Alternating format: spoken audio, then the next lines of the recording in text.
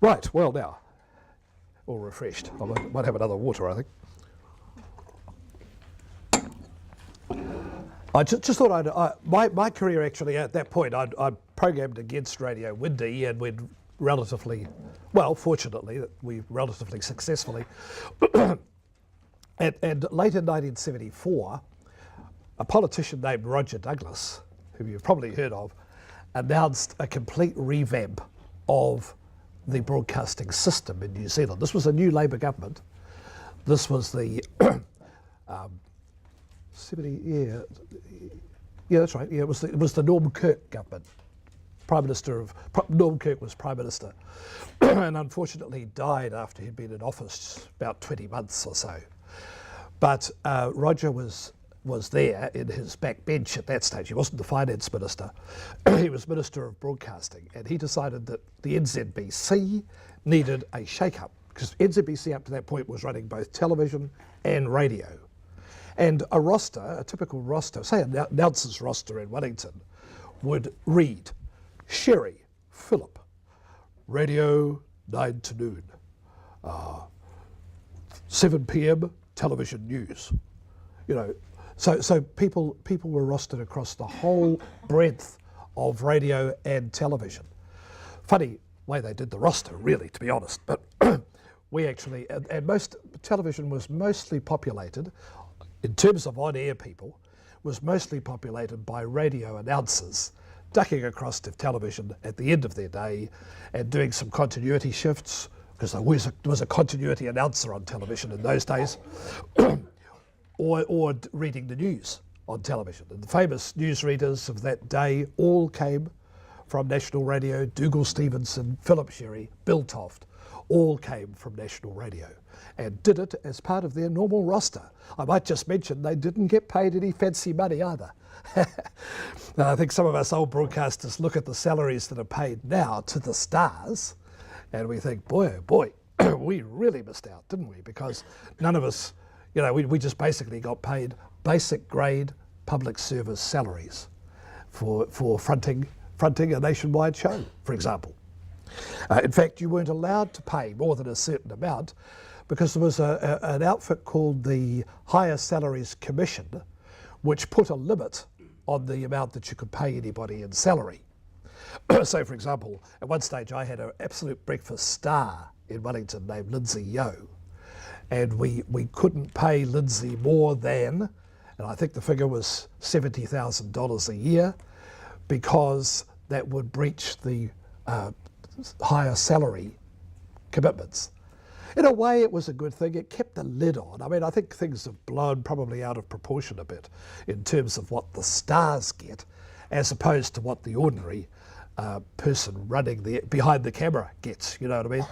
So I think we have let things, by taking that lid off, we have allowed, you know, my friend Paul Holmes to earn $1 million a year for all these years, and doesn't seem quite right to me, but that's the way the world works these days. So in 1974, I was looking through the NZBC. Oh, I should say that Roger Douglas's restructuring of broadcasting was to separate the three branches. TV1 became a separate corporation, Television 1. TV2, believe it or not, became a separate television corporation. Television 2, South Pacific Pictures, I think they might have been called. And Radio New Zealand became Radio New Zealand, not part of NZBC. And boy, oh boy, that was a relief to us, because no longer were we lumped in with television all the time. Radio was able to sort of do its own thing and look after its own destiny. And that was a tremendous boost to us. And consequently, a lot of new jobs were advertised for the new Radio New Zealand. And the controller of programs job was advertised. And much to everybody's astonishment, it was captured by a person named Beverly Wakeham, a very good friend of mine, who, the amazing thing about that was that A, she was so young. I mean, Beverly was about 30. And secondly, she was a woman. And that was unheard of in those days, that a woman would have a high executive post. Why did she get it? Well, she obviously did the best interview. She had ideas. She was just back from studying in America, getting a degree in Kentucky at the university there. And she's very personable, wonderful leader. I just can't speak highly enough of her. And I was very proud to work for her over quite a few years. So, but that was really a breakthrough. Make a note of the year 1974, the first woman became an executive in broadcasting. And then they advertised the next job, and the next job was manager national radio, because by this stage, those YA stations were able to link, much the same as we do networking now. In the mid-60s, an invention called wideband lines happened. Technicians will know about that. And so radio stations were able to link on these wideband lines. And the YA stations all linked and became national radio. And the position that was advertised was manager national radio. And when I looked at the specifications, I thought, well, I'm going to have a go at this. I've never worked for national radio since I was at 2AA in 1959. But boy, oh boy, national radio needs a shake-up. And so once again, luckily, I got the job. And on April the 1st, 1975, after much planning, we completely revamped national radio. I told you that the news bulletins up to that point had come from London, and we had a very good new Director General, Deputy Director General, I think he was at the time, from London, the BBC, named Geoffrey Whitehead. And Geoffrey had been the political editor of the BBC, and he was determined to get a good news program going in New Zealand. And so on the 1st of April 1975, we began Morning Report, a 1-hour program, first inkling of any program like that had ever been heard in New Zealand. And its first broadcast was on that day, and the first host was Jeff Robinson, who's still doing the program now. Good on him, a wonderful broadcaster, 33 years later. And he had a companion in the program, was somebody from the CBC in Canada named Joe Cote. And so they were the original team. And it was a 1-hour program. We've got to tape somewhere, Ruth, haven't we? You've got to tape somewhere of the first hour, the first program. It's all about the Vietnam War, you know, all the things that were current at that time in the 1970s. But my idea, and I think probably the reason I got the job was because I said the same thing that I've been saying to commercial radio stations. You really must have regular personalities. We need a 9 to noon show. You know, you see, in those days, the 9 to noon show consisted of the correspondence school session at 9:30 and a religious item, 10-minute religious program at 10 o'clock, and a classical half hour at 11:30, and Jessica Waddell's Feminine Viewpoint at 10:45. And, you know, it was unsuitable, in my opinion. And we gradually weeded these things out, except Jessica, she was untouchable. But anyway, we managed to weed those things out and start a 9 to noon show. And you'll realise that over the years, that show has gone on to flourish with hosts such as Sharon Crosby and Kim Hill and Linda Clark and now Catherine Ryan. All excellent hosts. But our first host in 1975 was an announcer named Peter Latham. And then the personalities continued through the day. We got a regular guy to do the afternoons named Peter Dallas. And we had, we of course retained John Gordon, who played old music at 4 o'clock. And at 5 o'clock we had a program called Roundabout with Philip Liner. And then we had Hayden Shirley, who died just about a year ago. Hayden doing the night show, including a lovely jazz program from 11 to midnight. So that was the new face of national radio. And it seemed to work, but I can tell you, in those first few weeks, people hated it. My letter was just covered with letters of complaint. And they went along the lines of, what has happened to the dignified program we used to have on national radio? What happened to the nice Mantovani records that used to ease us gently into the day? Now we have news presented by upstart journalists. We don't want this sort of thing. Shame on you, so and so. And we had to painstakingly reply to, actually we had a form letter that said, thank you very much for your letter commenting on Morning Report. We're sorry that it doesn't meet your approval, but thank you for writing, taking the trouble to write. And so, but honestly, there were so many hundreds of complaints that I think probably Morning Report was a little bit shaky for a while, but fortunately we stuck to our guns. And of course, might I say, that if you took Morning Report off the airwaves now, there would be there'd be a louder outcry, because people have got used to Morning Report. It's developed a terrific reputation. It's broadcast now from 6 to 9, 3-hour show. And, there's plenty of news to fill that. We don't have to have our news coming to us from London, for God's sake. So, we stood by that, and it happened, and it's been a success. And I could quote you other examples of, there are times in broadcasting where you've got to stick by your guns and say, well, that's the format we're doing, and if you don't like it, tough, but that's what we're doing. A similar one, actually, is the News Talk format. When that was started on ZB in 1987, people loathed it. I had to go to Auckland later in 1987 and rescue Paul Holmes. He was practically being lynched. People just hated it. Now, and for the last 15 years, it's been the top rating program in Auckland by far. And Paul, as you know, because of his television as well, is the top broadcasting personality in New Zealand. So there are times where you really do have to stick to your guns and believe in what you do and stand by them. So that was my experience with national radio, without going into any more details. And fortunately, at the end of 75, the boss, Geoffrey Whitehead, came to me and he said, listen, Douglas, he said, you've actually done a good job with national radio, but he said, it's starting to affect our commercial ratings. And he said, I would really like you now to come back to ZB and do a similar trick with the ZBs. See how clever you are. So I was made in 1970, beginning of 77, I was made manager of commercial programs. And eventually they called it controller of commercial programs. And I was in that position till I retired from those jobs in 1992. So that was a period where commercial radio was going through tremendous change as well. I think the biggest change that we saw coming, first of all, was the rapid expansion of our opposition. Private stations they all had to go to the Broadcasting Authority and get a warrant, but they were managing to do that okay, and as soon as a private station opened in New Plymouth, we knew that we could kiss goodbye to $500,000 revenue, because they would get their share of the cake.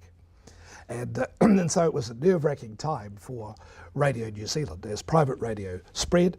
And what's more, the new challenge on the block was FM radio. See, there'd been no FM radio in New Zealand until the 1980s. FM only came to New Zealand, I would say the mid-80s, probably about 85. But suddenly, mighty towers were put, on the Kaimais, and on that mountain outside Palmerston North, and Mount Egmont, and these stations, and the Sugarloaf here, and these stations covered vast areas and were a tremendous threat to the ordinary little community radio stations that we were running. And we realised that if we wanted to be in music radio at all, also, we would have to get into FM. And fortunately, eventually, that balanced out, and we did get some FM warrants, which in the first instance were all going to privates. But our stations like ZM in Auckland did get a warrant to go to FM, and became, funnily enough, became classic hits at that stage, and so on. So we did, but they were some of the battles that we fought during the 70s and the 80s. Another aspect was that private stations, of course, kept trying to pinch our personalities. I told you that we were somewhat restricted in what we could pay people. And so a smart operator at Radio Avon or C93 here in Christchurch would come along to our Ace breakfast team and say to them, listen boys, you've been a long time at ZM, don't you think it's time for a change? Tell you what we'll do. you're only getting paid, we know that you're only getting paid 70 or 80 grand with Auntie. Why don't you come and work for us and we'll pay you 300 grand? You know, I mean, what do guys do, you know? And we were sort of powerless to respond to that in a way because of regulations and because of the government, because of the lid that was on the salaries. And I'm not sure that you should always respond to those things anyway. I mean, where does this end? You know, it's like British soccer, guys being paid, you know, 100 million a year. You can't go on that way forever. So we had a lot of our top personalities, a lot of our top program directors. My team of program directors were pinched by the private stations for more money. And so that was another battle that we had to fight. Fortunately, we still won all the ratings. Radio New Zealand stations, and once again, I have to say this because private radio people would often dispute this, but the ZBs and the ZMs won nearly all the ratings battles. Apart from that Christchurch blip, 74, 75 in Christchurch, we really swept the floor through the 70s and the 80s. And it all came to an end for public radio, public commercial radio, in the late 80s, when Richard Prebble, another politician who you've probably heard of, decided that it was time to completely deregulate the radio industry. In other words, if there were any radio frequencies left, any available, then they should be used.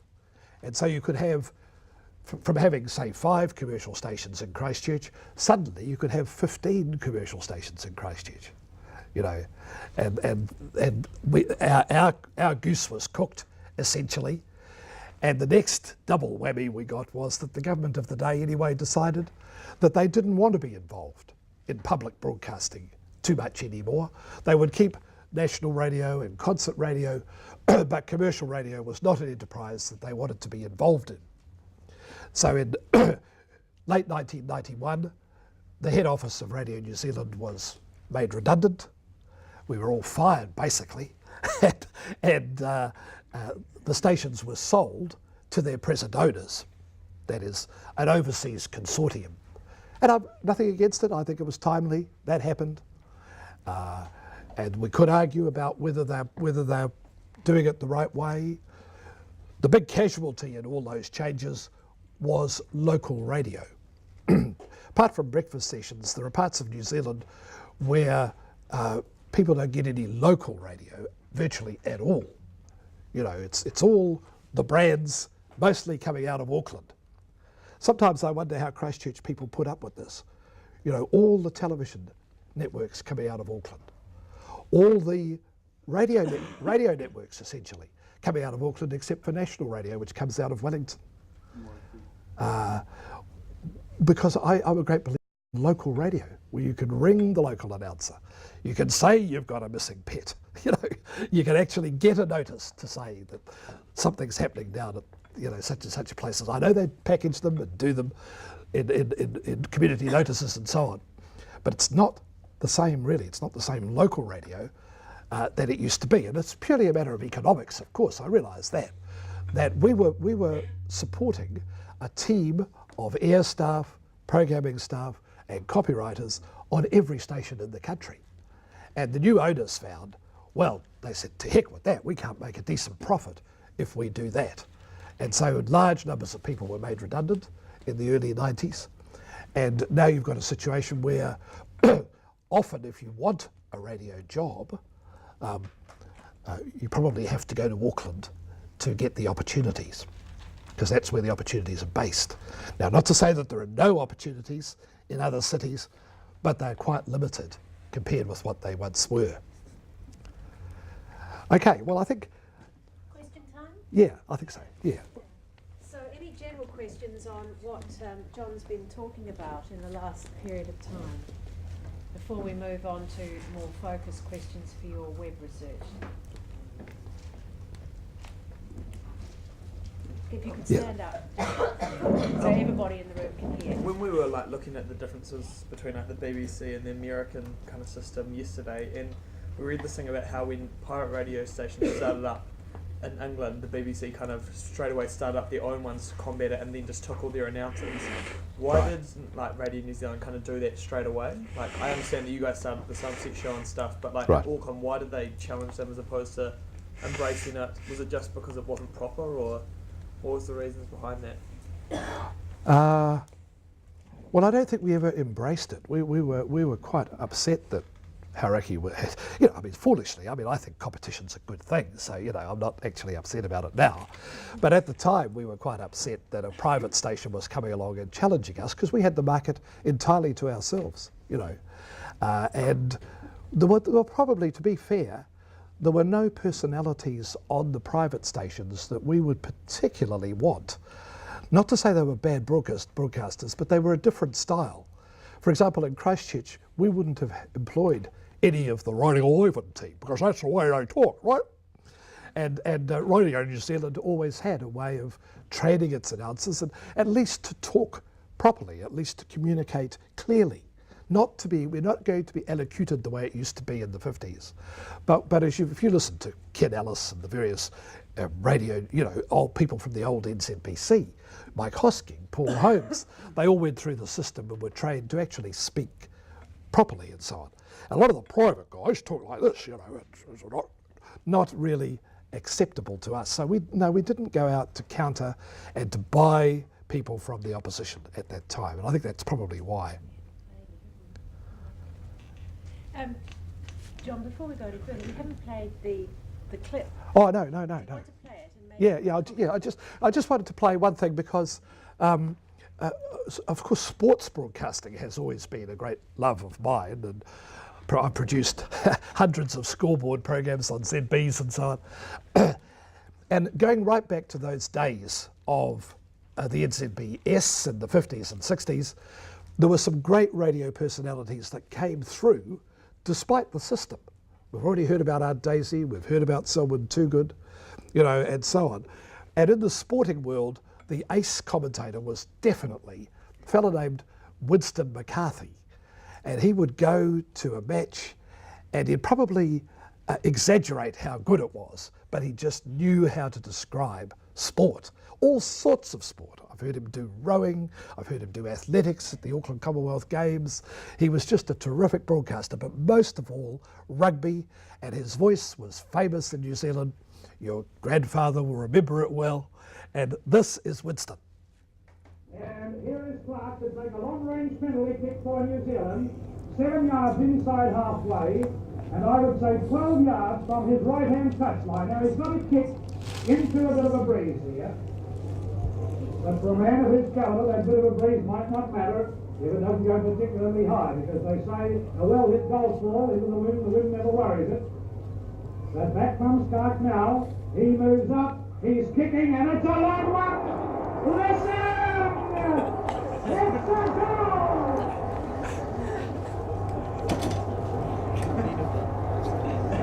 Right. It's a goal!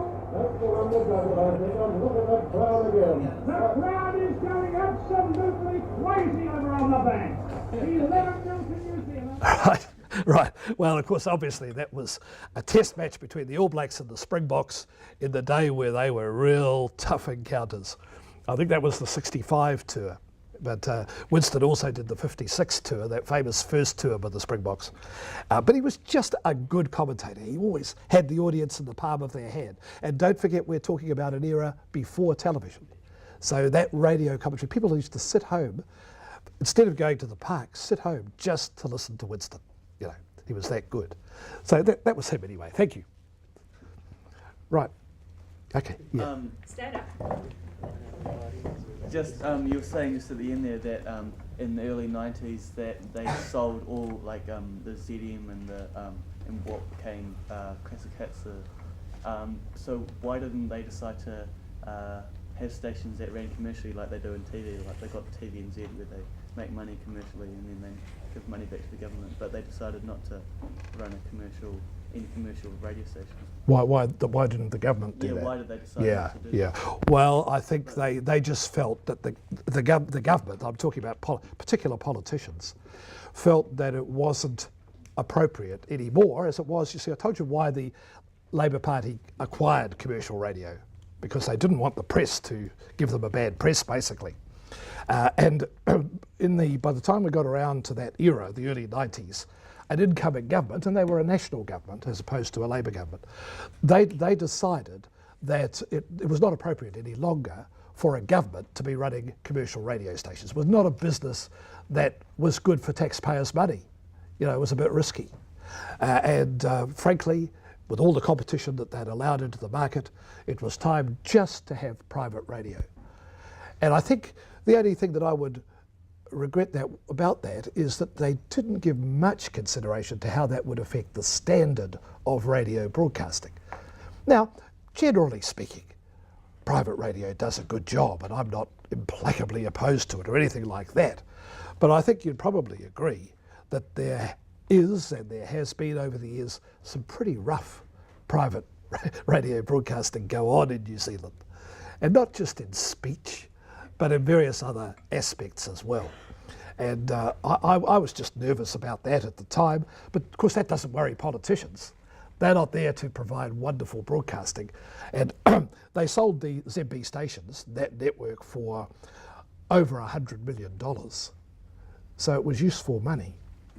And to be fair to the people who are now running those stations, most of them are still there who were trained in the old system anyway. Like the manager of ZB, who's been in the news, of course, in the last couple of weeks, Bill Francis, was one of our sports announcers in Radio New Zealand when we ran it, and so on. Paul Holmes was in Radio New Zealand. Larry Williams was, all these personalities that are on the air now. Mike Hosking was in radio.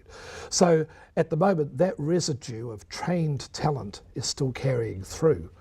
And I just hope, and in a way, the responsibility falls back to an institution like this these days, to actually train people to be good broadcasters, to actually communicate clearly without being fussy and elocutional. Last thing you want to hear on the radio is an elocution lesson. But you do want to know what the guy is saying. And sometimes when I listen to some radio stations these days, I just wonder what exactly he said. I heard a guy the other day saying, this is a cause which is coming to Wellington.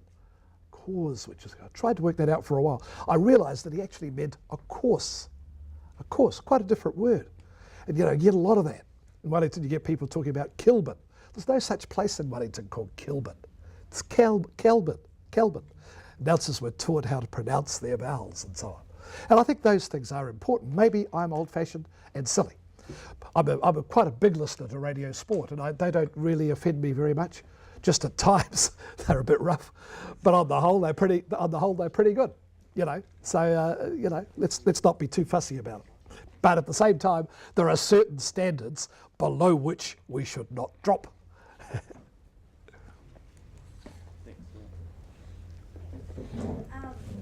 Well, you mentioned that the BBC had a lot of influence on New Zealand radio. Was there a lot of influence from America as well?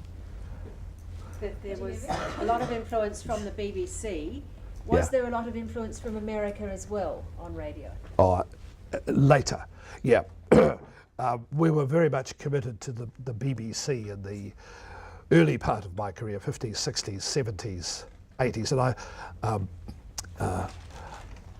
but in the late 70s, we actually, in commercial radio, realised that we had to get some advice from America. We were facing stiff competition, and at that time, for example, there were 10,000 commercial radio stations in America, and virtually none in Britain, because Britain stayed quite late in the piece with a non-commercial radio system. So we couldn't seek our advice for commercial radio from Britain, and we hired an American consultant, and he used to come out here every 3 or 4 months and teach us things, mainly things to get good ratings in a competitive market. He was very good. I enjoyed working with him. Some of the things, when you look back, you think, oh, well, did we really have to do that? But I think, on the whole, it was a good influence. And I had the privilege of going to the States 5 times to broadcasting conferences and to visit various markets and to study American radio. And we learned a lot from America, and there was a lot to be learned, and they do a lot of good broadcasting. So that's why we didn't get commercial advice from Britain, because frankly there was none to be had. Yeah, there's been quite a lot of comment in recent sort of months that National Radio could do with another revamp of its programming. Do you look at it now, and can you see anything which you perhaps would change now to sort of bring it more up with the time? Well, just between you and me and the gatepost, yes. I think it probably is ready for another upgrading, but at the same time I do enjoy parts of it. I mean, I think the morning show with Catherine Ryan is very good. There are other parts of the day that I'm less enthusiastic about. You know, maybe that's a matter of personal taste. On the whole, I think they're doing a good job. But you know, everything in this world needs a revamp from time to time. You don't want to change it so much that the audience absolutely hates it, the way they hated Morning Report and the way they hated Paul Holmes. But you're also going to realise that if you're right on the button in those decisions, that they'll come around in the end after a few months. So National Radio on the whole is good, a good product, I think. I'm not really a classical music lover, so I don't listen to concert much, but what I hear of concert radio, it's more, in its presentation, is more colloquial, more communicative than it used to be. I mean, to listen to YC in the 50s was just, you know, I mean, it was like listening to a broadcast from a mausoleum, you know. And they've got out of that, and they actually do communicate and tell you about the composers and tell you about the particular work and do it in quite a chatty way, which I like. That's the way people talk. You know, we don't talk to each other like this, do we? We don't say, my goodness, it's 11:49. I wonder what I'll do for luncheon. We don't do that. And people, the art of radio, as you probably learnt already, it's a question of one-on-one communication. It's a person talking to one person. You know, if I was broadcasting now, I would be talking to you. You know, one person talking to one person, trying to communicate with you and convince you about something or other, or inform you about something or other, or entertain you about something or other. And we don't do that by, you know, sometimes people who are very good public speakers, for example, are not very good broadcasters because they're all the time on the podium, like I am this morning, I suppose. But they're on the podium addressing the crowd, you know, and that's not what radio is.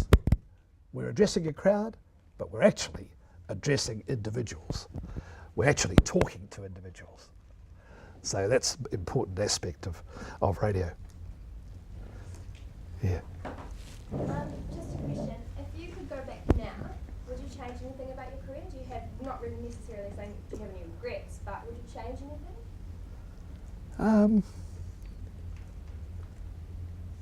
Well, to be honest, I don't think so. I was very fortunate that I came through as sort of, I think I was the leader of a generation that came through who wanted to change things.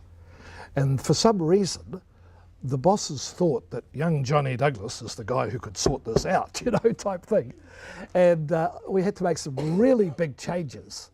I haven't mentioned the staff we had to change. You know, when I came into commercial radio, we had a group of people who were program organisers, and they'd been brought up in the old school, and they just weren't going to become program directors. You know, modern program directors. We had a person on each radio station called an announcer in charge. We had one guy in Dunedin named George Speed who used to get the announcers in and say, all right, boy, I'm going to give you some training in announcing this morning. Now, first of all, I want you to stand beside the piano. Sing this note. Oh. So that was the first. We've got to open up, you see, open up the tonsils, get the diaphragm moving and so on. Now say the vowels, A, E, I, O, U. And we had to get away from all that. I mean, that's not what radio is about. People don't talk to each other like that, thank God. George sort of did, but most of us don't. So we had to achieve those things, and virtually over a period of, because you weren't allowed to actually fire anybody, you had to gently to suggest to someone, well, look, might be time if you considered, do you think it's time to consider something else in your life? If it's not quite working out the way we want it to work out. And most guys would say, yeah, I think I know what you're telling me, John. yeah, I'll look for another job. And there are times when you do have to do that. Unpleasant, I had to do that to a guy who was the groomsman at my wedding, which made me feel awful, But I mean, these are the things that have to be done. But in terms of taking any different courses or wishing I'd done, I didn't want to go further. I didn't want to carry books of board papers home to study at night and all that sort of. I wanted to do broadcasting. So no, I wouldn't really, to be quite honest. I don't lie awake at night and think, oh, I wish I'd done such and such. No. And at the end of my career, I spent the last 5 years running a little community radio station on the Kapiti Coast. And that was a great experience, in touch with the local community, putting local people on the air and letting them talk to each other. And it was something quite exciting. So I was a real lucky boy. So that's the way it worked out. I think on that note, unless there's another burning question, we might shift over to questions that focus on web research. If you want to ask anything in particular for your web research topic. I'm thinking sport or... Yep. This is probably going to be quite difficult, but is there any one or two technological advances or something that's come into radio that you think has been the most significant in the time that you've been doing it? Would you say it was when FM came in, or...? Oh yeah, well, there were some. Now let me talk about radio production, for example. That's the ads that you play on radio. They used to be produced on little discs, 45 discs, and you had to queue up each disc and then play it like a 45 gramophone record. And they were mostly produced by advertising agencies. Most of the commercials were read by the announcers. Now the announcer would get to, let's say he's doing the 3ZB breakfast session, he'd arrive at 6 o'clock and in front of him would be 150 pieces of yellow paper, which were the ads for the morning. And he'd start off and say, go to Gillespie and Smith this morning, they've got a sale on for such and such, at Gillespie and Smith in Cashel Street. Next commercial, and they'd do 3 or 4 or 6 of these commercials at a time, all read. And just a few ads came off the little discs. What changed all of that was the cartridge tape. So you could record all those commercials. And copywriters actually had to become producers and produce the ads with their own music and their own sound effects and so on. It's improved radio immeasurably. It really has. And so that was one very significant development. Another development has been the arrival of the transistor radio. You see, up until in the 50s, people listened to radio on great big mantle radios, the size of television sets. Mantle television, great big radios that stood on the floor in the corner. And you turned on the radio and sat down and listened to it, And what saved radio when television arrived was that the transistor radio arrived at the same time, and people could actually carry their transistor with a pair of headphones and listen to it anywhere. So in terms of radio, that was a saver. It really did save radio at that time. I think in more modern times, I think the arrival of the cell phone has, I explained to you how difficult it was for Paddy O'Donnell to broadcast from Seatoon Heights on the morning of the Wahine Storm. Now with producing all the sports programs. I used to produce sports programs where every reporter had a technician with him pressing the knobs, and the broadcast was coming back on a landline from the venue. Now, of course, a lot of these reports just went up with a cell phone. So technology has eased up and allowed things to happen better, to a better standard and more quickly. And you can, if I decided to go and do a report right now from Cashel Street, I can just pull the cell phone out and do it, So they have some of the developments that have happened. Thank you. And then over here, yeah. Yes, you're first. What was I going to say? Oh yeah. So as like CanWest and the radio network, they bought all the local stations in New Zealand and bought all the local stations and started networking the stations. Was that a scary time in the industry? You were working for Radio National, so your job wasn't threatened, but amongst the industry, was there quite a bit of kind of joltiness as far as losing jobs or what their future was? So you're saying when Cam West sort of started to consolidate? Yeah. Started to network. Like they bought Energy FM in New Plymouth and that sort of thing. Yeah. Well, it did make them more competitive. But you see, it's funny, live by the sword, die by the sword, because they eventually got taken over by somebody else. You know, so and that's we've now settled to from having a lot of vigorous little local operators like Energy FM New Plymouth and so on, like 2XS and Palmerston North. We've now finished up with two giant, monolithic, overseas-owned organisations. And you know, there's just a question mark hanging there that says, is that the best for New Zealand radio? The government have recently introduced a little clause in a broadcasting bill to encourage local radio. So a group of local citizens will be able to get together and apply for a licence. We've just done it. We've applied for a permanent licence for Beach FM in Kapiti, and we've got the warrant, and we've got a licence for the next 10 years. We've been existing up till now on a frequency that we rented from the TAB. So the Labour government has tried to do something to encourage local radio, but of course that's strongly opposed by the two big monoliths, And I don't want you to go away from here and say, oh boy, he was down on those bloody private. I'm not really at all, but I just wonder whether what's happened has been a product of business deals in the marketplace rather than just people wondering what the best radio is. And of course, that's what happens. I mean, it's a question of business deals. And there's not a lot we can do about that. And it's just a pity that those entities are mostly owned by overseas interests, and the people in radio in New Zealand scurry around trying to up the ratings so that the money can be posted offshore. Certainly something we'll be looking at in more depth. Right. Yeah. There was a question over here. I'll take two more from Syndicate Group research perspectives. Okay. I was just wondering if you feel that the increase in the availability of sports broadcast, and obviously with Radio Sport becoming a 24/7 entity and more live sports broadcasting, what you think it's done to sport itself and people going along as a live audience? I don't think it will have detracted from the audience, the live audience. I mean, I did recall that in Winston McCarthy's day in Wellington, when he did the club rugby from Athletic Park every Saturday afternoon, it was alleged that people would rather stay home and listen to Winston than go to the game, because he made it more exciting than it was.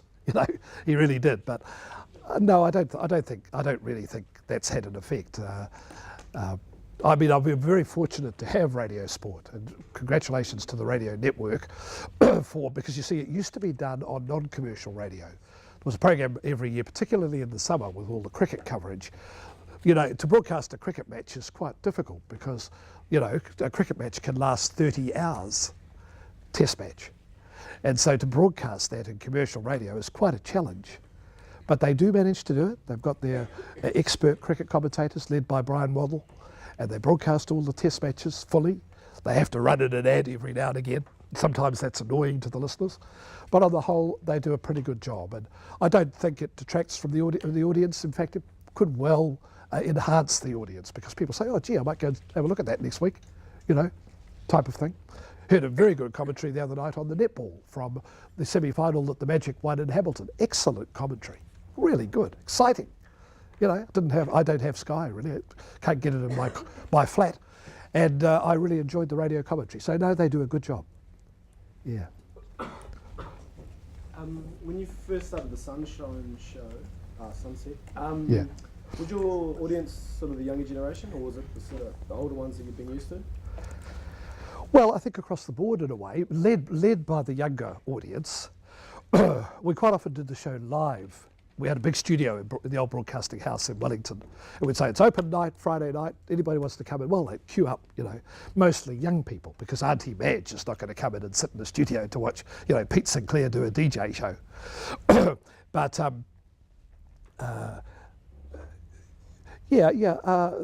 but you see, there's a certain kind of music that will appeal across generations.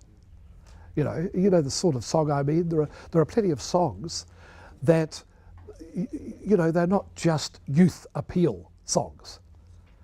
You know, you'd be able to think of examples, contemporary examples of songs that you like, but your mother likes.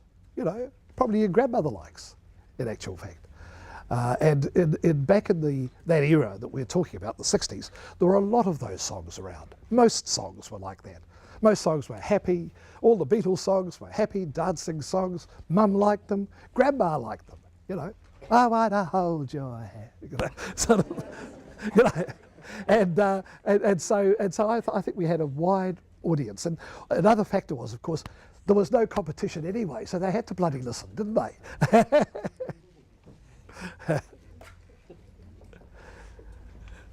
Any last burning questions before we wrap up? It's been a fantastic session. Who's thanking?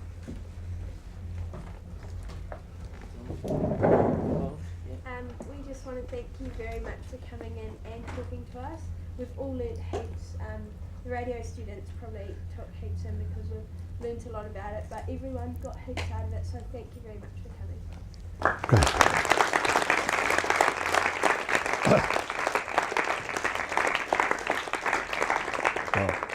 Well, can I just say thank you very much for being such a great audience, and it's really nice to see you, and may I wish you all, you know, all the best with your careers in radio, journalism, television, and I hope that, you know, hope it's very successful for you. Just one